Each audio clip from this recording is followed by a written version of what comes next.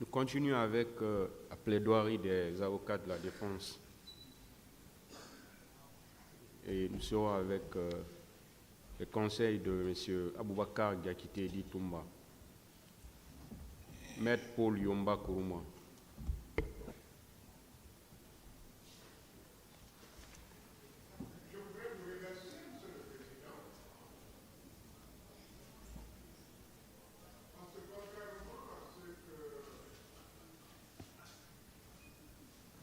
Mon prédécesseur a insinué, vous êtes digne d'éloges, de remerciements.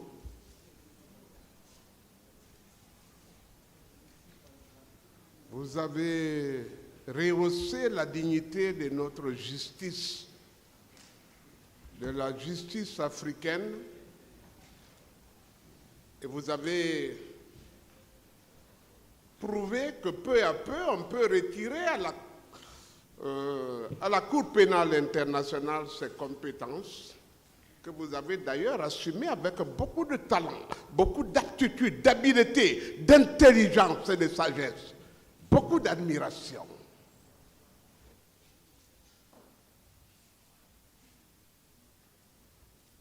Vous êtes à remercier parce que juger, même si c'est votre credo, votre sacerdoce, votre raison d'être, jugez au nom du peuple de Guinée, Monsieur le Président,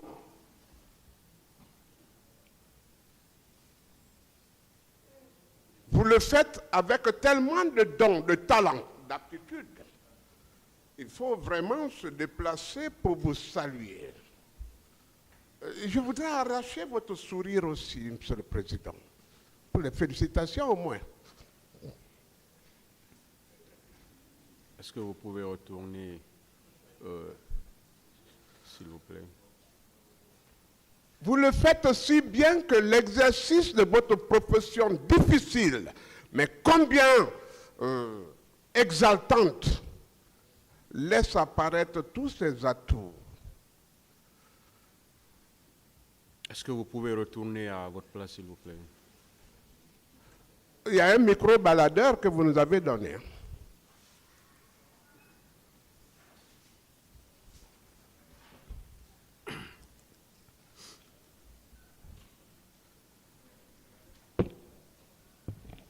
Je ne tarirai pas d'éloges en ce qui vous concerne,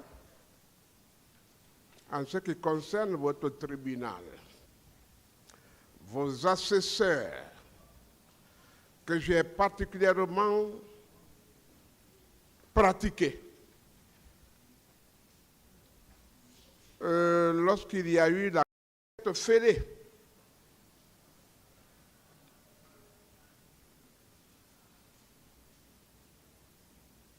Monsieur le Président, Maître Lancinet Sylla et moi, nous avons décidé de fusionner la plaidoirie. C'est lui qui doit présenter notre plaidoirie.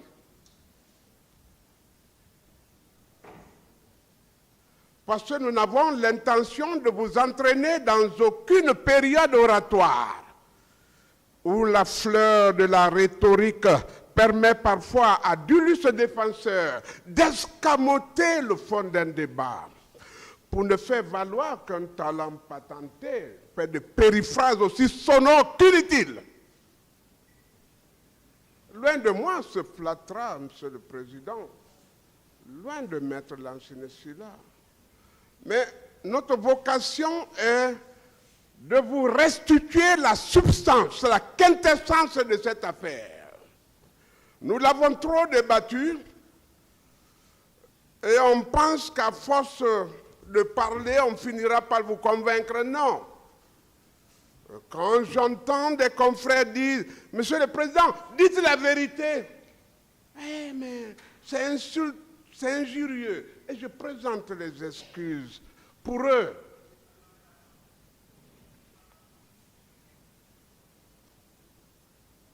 Parce que si le pouvoir discrétionnaire vous a vous-même élevé en dignité, c'est parce que vous le méritez réellement.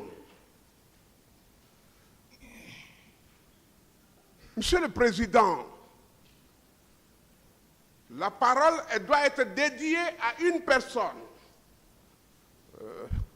Dans nos sociétés traditionnelles, c'est ça d'ailleurs. Moi, je dédie ma plaidoirie à un blogueur. Oui, je dédie cette plaidoirie à quelqu'un qui m'a touché dans l'âme, dans le conscient, dans le subconscient, dans la moelle et dans la division de l'âme et de l'esprit. Où ce monsieur, c'est au sortir d'ici, quand je voyais quelqu'un visionner, j'ai dit, mais je l'ai dépassé, et quand je suis revenu, j'ai vu, j'ai dit, mais qui c'est? Il me dit, c'est Big Soul 224. Je dis, ah, c'est un Chinois? Il me dit, non. C'est un Japonais? Il me dit, non. C'est un de tes compatriotes. Je me suis arrêté pour l'écouter. Il avait un sourire contagieux, qui était empreint aussi d'un rire goguenard. Ce monsieur m'a marqué. Et quand, plus tard, j'ai entendu qu'il était sur la liste noire de gens injurieux qui n'avaient pas beaucoup de penchant pour leur peuple, je me suis dit que c'était une erreur sur la personne, qu'il fallait rectifier le tir, ce à quoi je m'emploierai plus tard.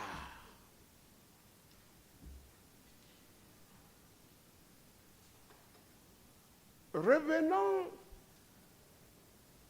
à ce qui nous préoccupe maintenant. Parce que le commandant Toumba nous a ordonné de dégager la dernière artillerie. Parce que dans son centre de commandement, il s'est rendu compte que les munitions étaient épuisées. C'est bien ça, lors des missions.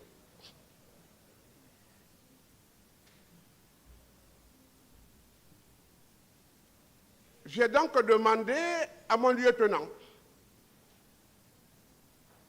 de se voir placé en haute mer, au milieu des caïmans, au milieu des requins, au milieu des baleines. Et pendant ce temps, je me tiendrai dans une vedette pour le secours d'urgence. Nous nous adressons aux militaires parce que ça ne concerne que, il faut leur langage pour une haute intelligence de cette affaire.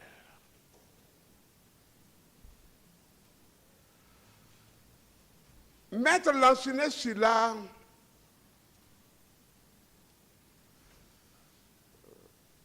parlera de réquisitions et des plaidoiries qui ont eu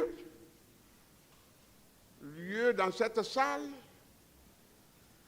Maître Lancinet Sylla, Monsieur le Président, Messieurs les assesseurs,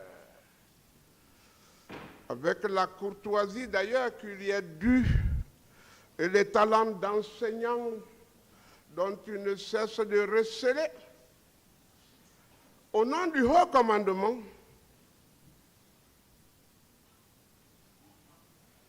va envoyer les réquisitions du ministère public à l'autodafé.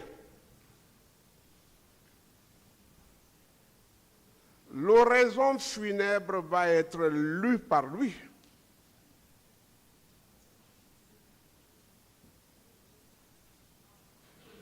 Mais de passage, le commandant nous a demandé de féliciter le ministère public, le parquet. Ce qui nous a vraiment surpris à notre centre de recherche et de documentation. Il a dit qu'il a été séduit non seulement par les démarches procédurales qu'il y a eu en ce qui concerne le ministère public, malgré que ce soit contre lui. Mais la qualité des réquisitions, moi, ce n'est pas le contenu. Ce n'est pas parce qu'il a été condamné, on a prévu 14 années pour lui. Mais la dimension intellectuelle du ministère public, elle nous a vraiment émus, touchés. Parce qu'en dehors de cette affaire, ce sont les ressources intellectuelles que notre pays recèle qui sont en train de se dévoiler. Et c'est la jeune génération sur laquelle il faut compter et qui est en train de dévoiler tout cet acte. Nous savons qu'en seconde lecture, le ministère public va se rendre compte que grâce au commandant Toumba Diakité, que la vérité de ce procès a été dévoilée, qui n'a péché ni d'amont ni d'aval, et qui devrait être considéré comme l'un de ses meilleurs collaborateurs. L'humanité progressiste a en lui une grande admiration aujourd'hui.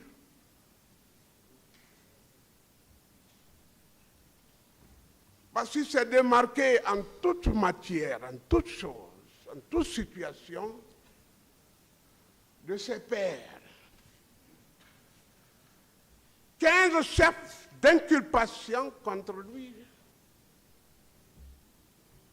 C'est-à-dire que pendant que Toumba était en train de violer, il était en train de fusiller, il était en train de commettre... vous voyez qu'il y a incohérence, Monsieur le Président.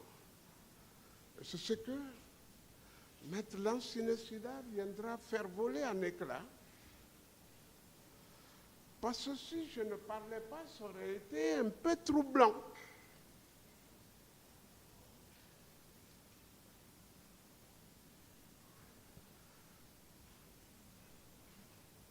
Le commandant Aboubakar Toumba a été un homme d'une grande générosité, d'une grande sagesse, d'une grande fidélité. Et je crois qu'il est un homme recommandable pour les dirigeants d'aujourd'hui et de demain, et que son exemple doit être suivi. Nous avons été instruits aussi d'aider le pasteur Cessé. C'est à quoi Maître s'attelera. Paul Mazar, on nous a dit que gratuitement, la défense de Toumba va vous aider. Parce que vous êtes un fils né d'un père digne, et vous avez incarné la dignité, parce qu'en rassemblement, vous avez demandé à celui qui est devenu chef d'état-major général des armées, mais qui a été fauché par la mort, dans des conditions difficiles, de retirer ses tirs. En ce qui concerne votre père, qui a été blâmé en rassemblement. Ça, vous êtes d'une grande dignité, c'est ce qui vous a envoyé à Conakry ici.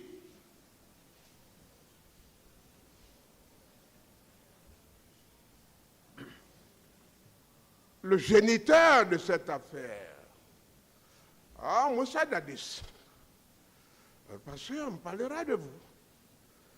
On parlera de vous. Vous avez conçu, vous avez préparé, vous avez réalisé. Pas que vous avez fait réaliser, Vous avez réalisé parce que vous étiez à Marokana. Et chaque fois que l'on dit des vérités crues en ce qui me concerne, vous avez troublé l'audience. Je ne parle pas de vos lieutenants Goumou et autres. Et d'ailleurs, est-ce que ce n'est pas le temps de vous les présenter? Kebro disait, Monsieur le Président, qu'il n'arborait pas les bérets rouges.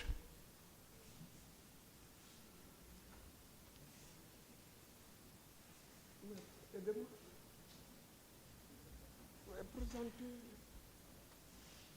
Ça met un terme à ce procès. Parce qu'on a pensé que c'était les hommes de Toumba. Vous pouvez donner, s'il vous plaît. En toute phase de procédure, il faut arracher la conviction du tribunal.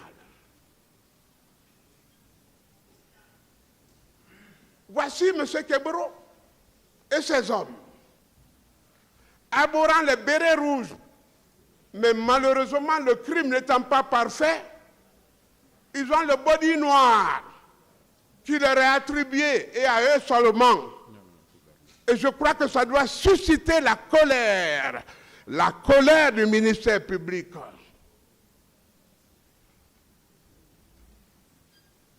Monsieur le Président, ce procès, vous nous avez écoutés tous temps, parce que la procédure l'exige ainsi. Mais vous avez toutes les pièces de la procédure. Vous avez une intime conviction.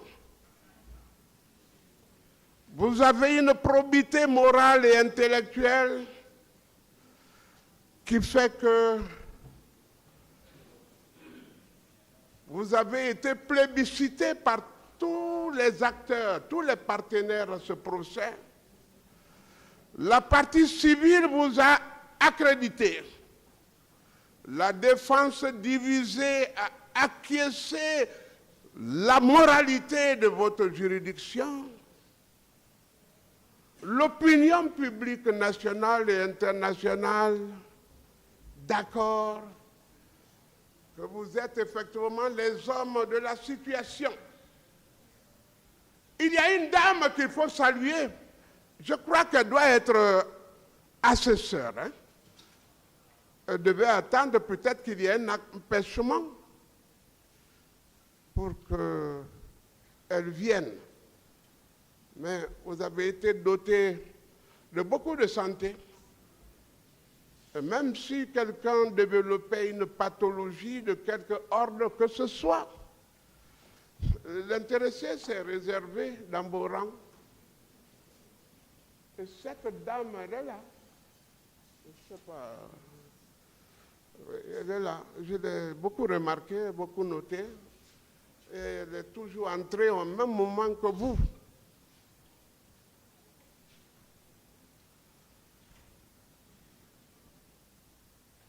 Marokana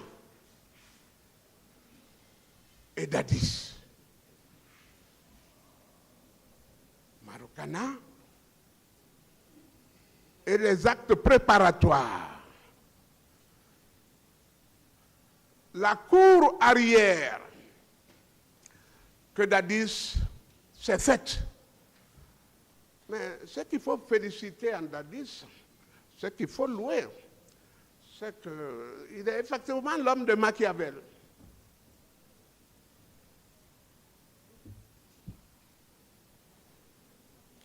Il a créé la cour arrière et la sortie arrière sans que son staff technique n'en soit informé. Il est sorti alors que Escobar pensait qu'il gardait quelqu'un. C'était le vide.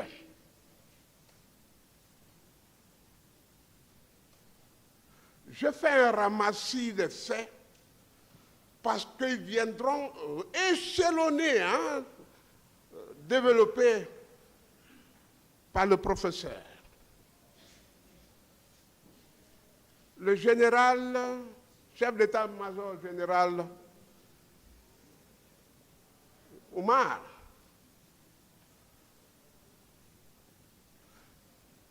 est venu dire ici, Monsieur le Président, qu'il a été voir M. Dadis aux environs de 16h, 17h, et que l'ayant trouvé dans une position telle, dans un état lamentable, il n'a pu lui faire le compte rendu de la journée. Mais, Monsieur le Président, le chef des renseignements militaires, je crois qu'à huis clos, n'a pas manqué de dire qu'ils étaient partis ensemble, ils lui ont vu. C'est déjà mensonger. C'est abject. C'est pas normal. Mais pourquoi les événements s'étant déroulés dans la matinée, ne s'est-il pas rendu au camp pour rendre compte à Dadis si celui-ci y était? C'est-à-dire qu'ils attendaient leur retour. Et cette rencontre tripartite, Dadis, colonel, le chef d'état-major général et le chef du renseignement,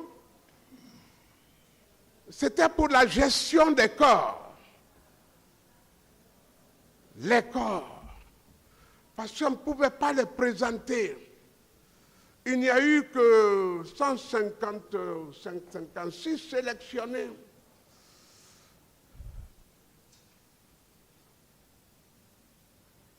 La présence du chef d'état-major général, qui est omis de cette liste, parce que l'instruction a été bâclée. Parce qu'on se disait que tout devait reposer sur Toumba. C'était la poubelle. Et ces gens-là ne sont revenus en prison que longtemps après. Longtemps après. Oh, pauvre Toumba.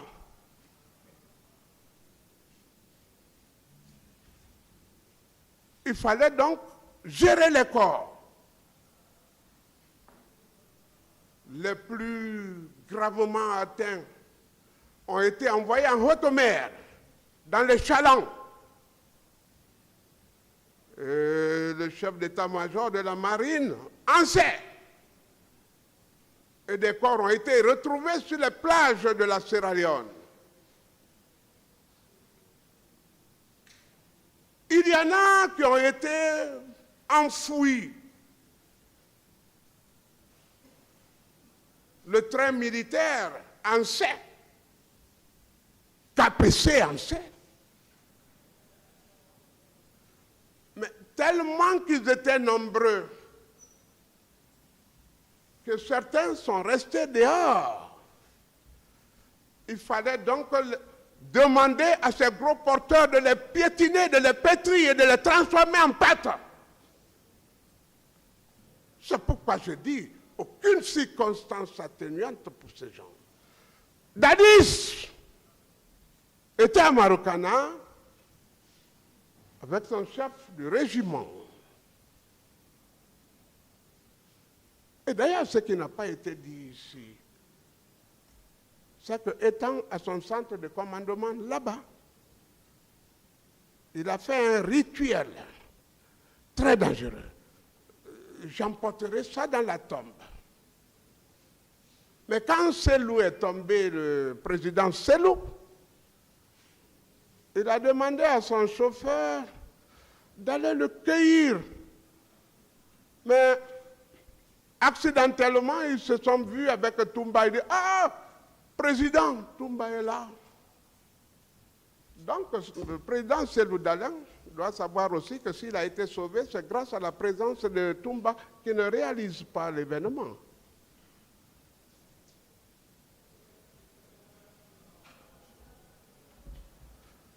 J'ai demandé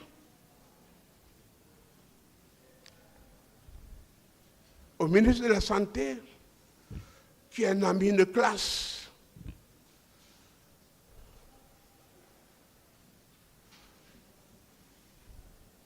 de se défendre et de cesser de défendre qui que ce soit parce que le navire ne portait qu'un seul passager, plus d'un seul en chavire. J'ai demandé à Dadis personnellement d'être un grand chef. Merci, cher confrère. D'être un grand chef. Et d'être à l'image de Moussa Traoré, de Hussein Habré, qui n'a même pas accepté que... Comment il s'appelle le chef d'état-major qui est décédé? Blaise comme non, c'est pas lui. Voilà, je ne sais pas. Il a abandonné. Ces gens-là ont agi sous le commandement de l'autorité. Les voici aussi, ici. Alors que c'était moi le père de la nation. Si c'est fait, j'assume. Les voici.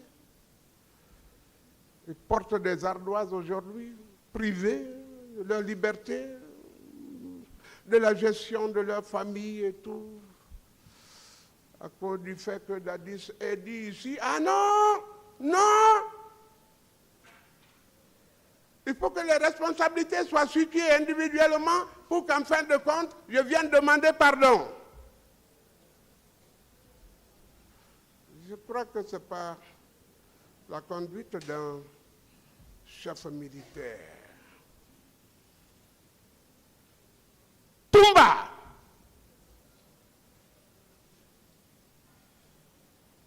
Il lui a simplement été reproché d'avoir recommandé ce monsieur-là, le chef, le commandant du camp Koundara, Bégré.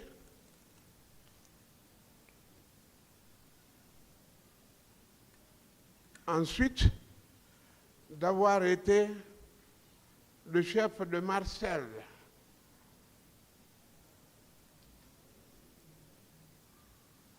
Ces faits sont antérieurs à ces événements. Et qui peut être chef sans avoir été au préalable désigné par quelqu'un d'autre? Alors, si ces deux questions ne tiennent pas en ce qui concerne Toumba, s'il n'a pas pillé, il n'a pas manœuvré, il n'a pas violé, il n'a rien d'autre fait, il faut savoir si Toumba était effectivement un chef militaire. La réponse sera non. Le chef militaire est celui qui est désigné par une hiérarchie pour diriger une troupe. Les commandants de camps militaires sont des chefs militaires. Les commandants de compagnie sont des chefs militaires. Les chefs de section sont des chefs militaires. Toumba était un aide de camp. Donc, il était un chef de service, au service du président. Par contre, le commandant du salon était un chef militaire, parce que c'est lui qui avait pour charge de diriger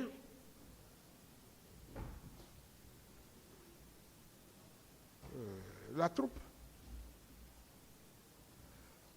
Vous avez ces documents, ces photographies qui font dire que Bégré était le chef de régiment. Lui aussi, c'est un chef militaire, il fut un chef militaire. Bégré, pardon, Makambo, c'est Makambo.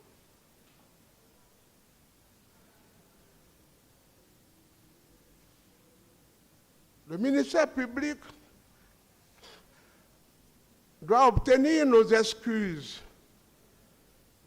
Parce qu'il faut dire qu'il a fourni beaucoup d'efforts de compréhension mais qu'il y a des données simplement qui lui ont échappé en ce qui concerne Toumba, et que s'il devait éventuellement reprendre la parole, ce que nous souhaitons d'ailleurs,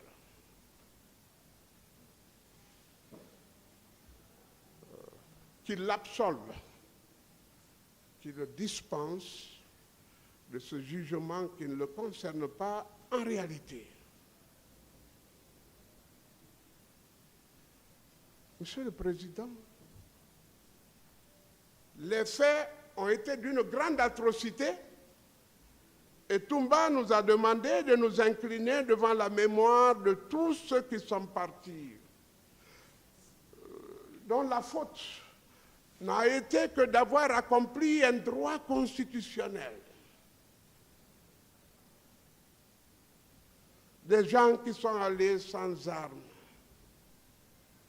sans munitions, même pas de bâtons, ni de pierres, qui ont été tués et dont la mort a été programmée. Je reviens sur une question, Monsieur le Président. Parce que si le président Dadis a pu entretenir M. Sidia aux environs de 0 heure,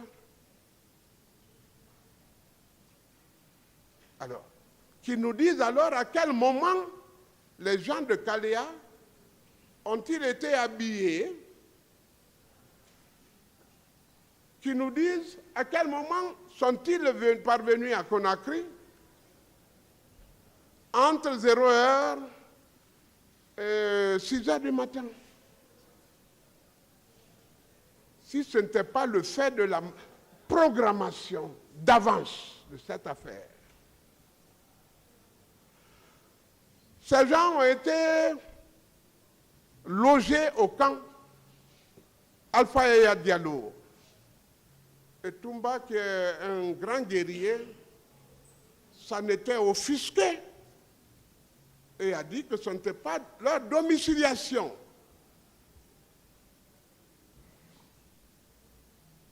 Il a été empêché par sa hiérarchie. Mais pendant ce temps, Keboro avait ses hommes à la gendarmerie de Somphonian. Claude Pivy entraînait les gens. Dans l'enceinte du camp, où était le président de la République? Et leur incorporation au sein des forces armées était subordonnée à leur participation active au massacre. C'est d'ailleurs qu'ils ont réussi. On fait un semblant de commission. Le confrère en parlera.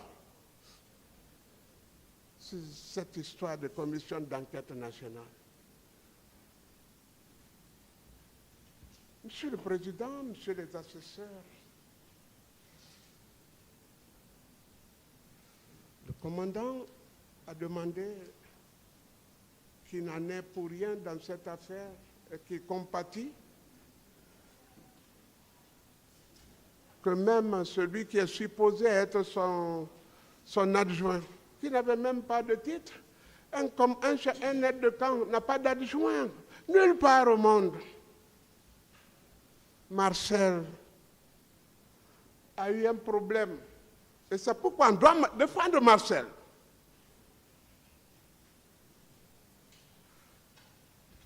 Dadis a fait venir un grand occultiste, Foromo, qui leur a fait manger un plat mystique avec des menaces sérieuses. Si Marcel n'est pas venu en première lecture dire tout, parce qu'il y avait l'ombre de Foromo qui planait sur lui.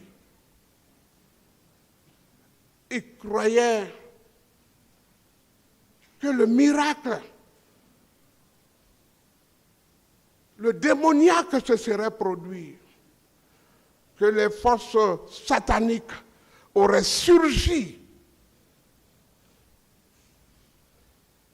C'est pourquoi il s'est rapproché de l'imam et du prêtre. Cessez. Ah, cessez.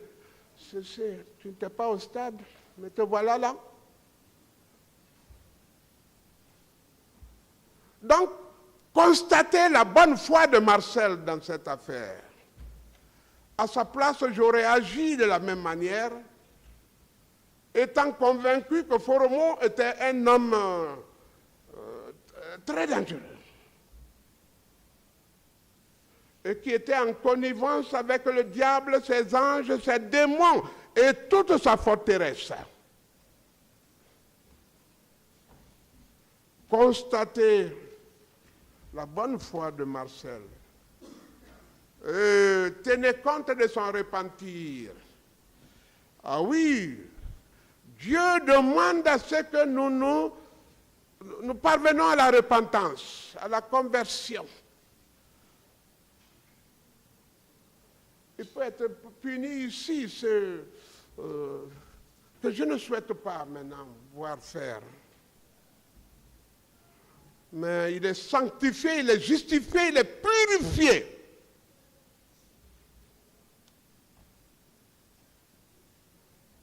Cessez. J'ai personnellement été à ton église à la maison centrale. Je me suis mis à genoux devant toi. Je dis toi parce que tu es mon frère en Jésus.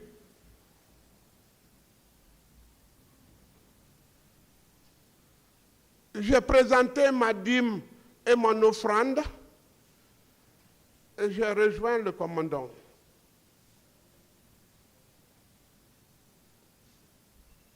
Parce que de lui, tu as reçu la permission d'aller voir ton épouse. Pour quelle raison cesser 14 ans en prison? Oh, cesser.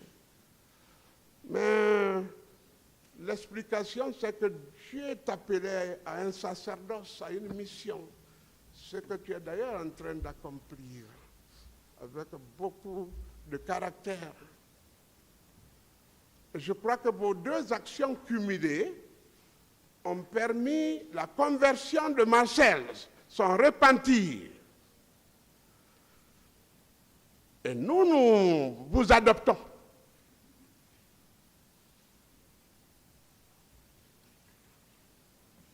Nous prions que Dieu touche les cœurs de ceux-là qui ont le dernier mot et qui se prononceront dans quelques semaines sur cette question.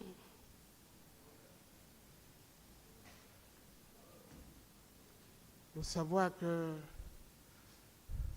qu'on peut être sataniste et devenir imam par l'après. On peut être abominable et se convertir à la 95e année pour ne vivre que 5 ans après et rejoindre le royaume des cieux.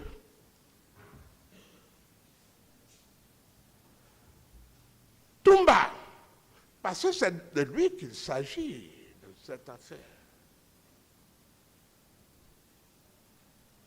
3 mois seulement après la prise du pouvoir, il a été dans le collimateur de son président Dadis. Les conditions de prise du pouvoir, Maître reviendra dessus et vous verrez qu'étant même au centre de commandement où le général Toto était en train de présider déjà, Toumba est allé éteindre 3 foyers de tension, des attaques. Le pouvoir n'était pas encore acquis. Il est allé détruire 3 foyers. C'est là qu'il est venu briser la porte, donner le pouvoir à Dadis, ce qui ne lui a pas réussi.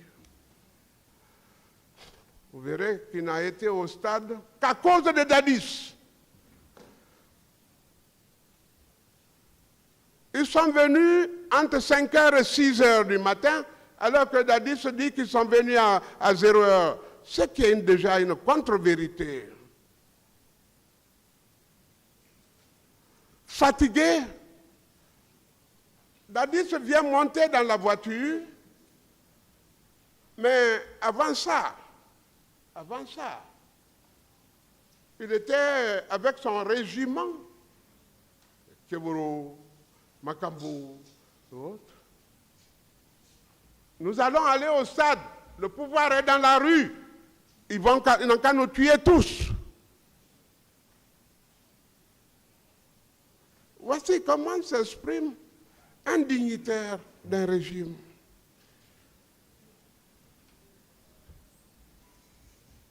Il dit, personne ne sort. C'est la police et la gendarmerie qui ont droit de citer. Et il revient dire à Escobar, commandant du salon, tu ne le permettras pas de sortir. Mais Dadis s'étant habillé, autoritaire qu'il est, il est sorti, mais a oublié encore quelque chose. Et c'est là que Escobar a sorti la clé, le contact. Dadis se revient. Escobar a empoché la clé et il le gifle. Il retourne pour sortir de l'autre côté. Voilà. Escobar. La bonne foi, il ne savait pas que l'autre s'était frayé. Voilà, le machiavélisme. Comme il le dit. Mais c'est mal dit, Machiavel. Parce que Machiavel a proposé des systèmes de gouvernance.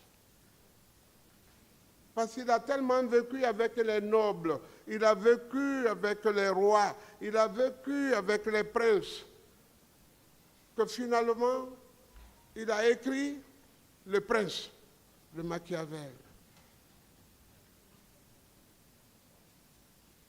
Mais tout ce qui est mauvais, on dit le machiavélisme.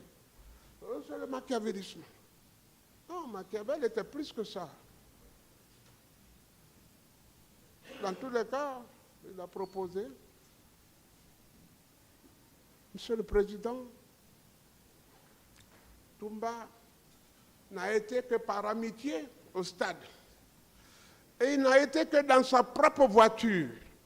Parce qu'il n'avait pas de voiture de commandement. Dadis ne lui en avait pas procuré.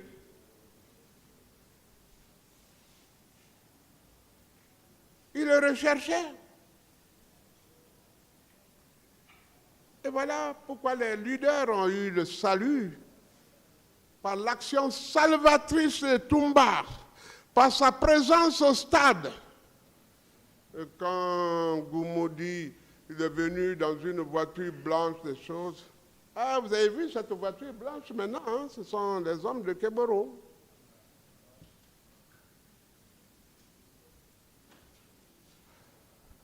Il y a d'une sainteté remarquable dans cette affaire, Monsieur le Président.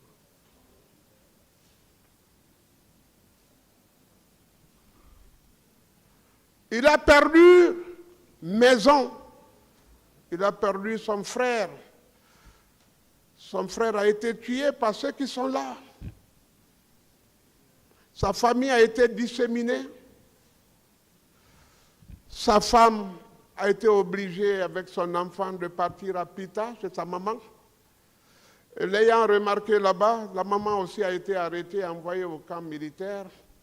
La femme est entrée en brousse pour se retrouver à Dakar. Et c'est moi, Monsieur le Président, qui ai préparé les actes d'asile pour un pays européen. Ça a été accepté. Parce que c'était juste, c'était équitable, c'était véritable.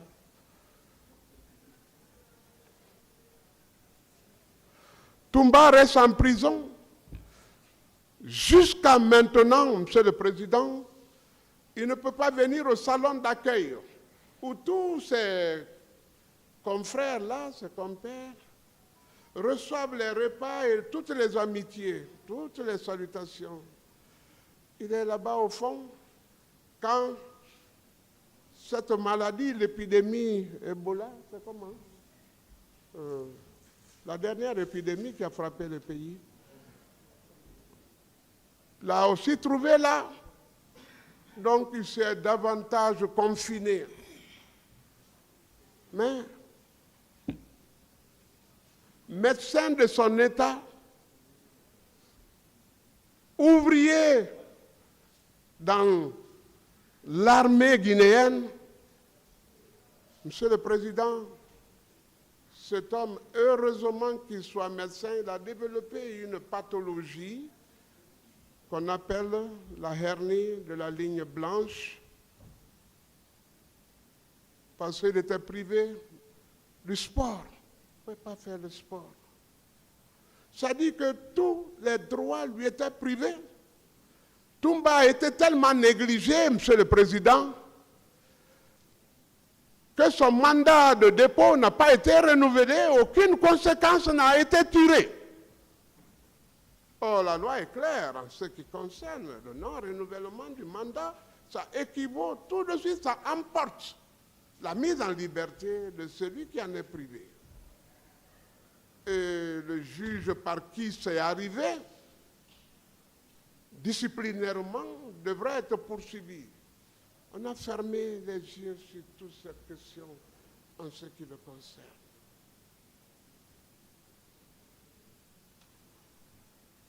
Ses droits de visite ont été réduits à son père et à sa sœur.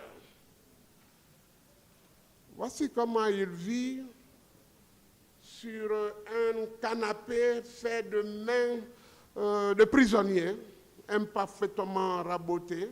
Moi-même, j'ai emporté beaucoup de puces de punaise à la maison. On a travaillé dans le chaud. C'est pourquoi je ne serai pas long. Maître non plus. Nous vous laisserons le temps de juger cette affaire comme nous savons déjà que vous savez le faire. Mais il nous a demandé de vous convaincre de sa sanctification, de sa justification, de sa purification. Et que Dieu le conduise au bagne s'il était d'une manière ou d'une autre impliqué en quoi que ce soit. S'il y a un élément de preuve le concernant, condamnez-le, Monsieur le Président. Il aura mérité. Monsieur le ministère public, voici l'homme. Voici l'homme qui vous a permis de connaître les autres hommes, qui vous a permis de connaître l'histoire, qui vous a permis de savoir la moralité. J'avais voulu personnellement remercier le procureur Sidiki.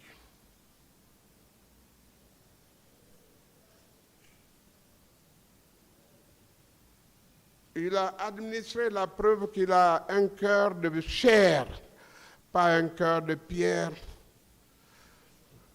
Qui n'a pas pleuré ces victimes-là? À moins qu'on ne soit pas père de famille, à moins que nous n'ayons pas eu quelqu'un qui ait été, ou que nous soyons au service du diable, tout simplement. Cet homme est un bon père de famille. Et ça, je vous félicite pour ça aussi. Vos collègues, on n'en parle pas. Le procureur de la République est d'une grande densité intellectuelle. Il est digne d'un grand respect, d'une sagesse qui surpasse son âge. Merci, Monsieur le Président.